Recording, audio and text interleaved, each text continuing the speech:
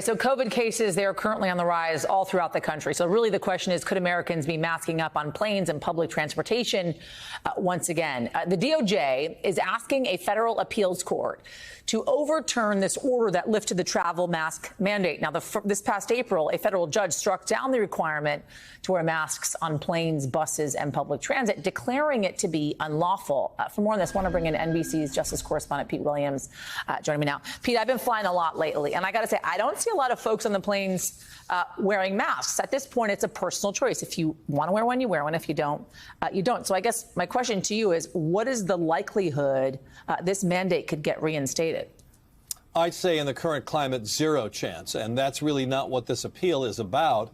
The federal government is mounting this appeal because it doesn't want a federal court ruling remaining on the books that says the CDC does not have the authority to require wearing masks on public transportation.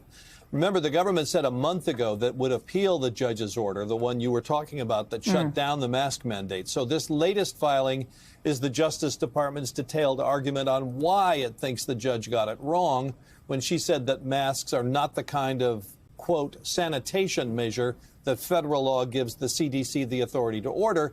And the government says the judge was also wrong to order that the mandate should be stopped nationwide instead of having a ruling just limited to the few people who said that wearing masks for them were infringing on their rights to travel. In fact, another federal judge in the same part of Florida reached just the opposite conclusion earlier this month and said that the CDC did have the authority to require wearing masks. So as we await this, any next steps for the Justice Department here? Right. Well, the case is now before a federal appeals court based in Atlanta, so it will schedule oral argument, I would think, in the coming weeks, and then a decision probably is months away. And there are similar challenges to the mask mandate pending in other federal courts around the country.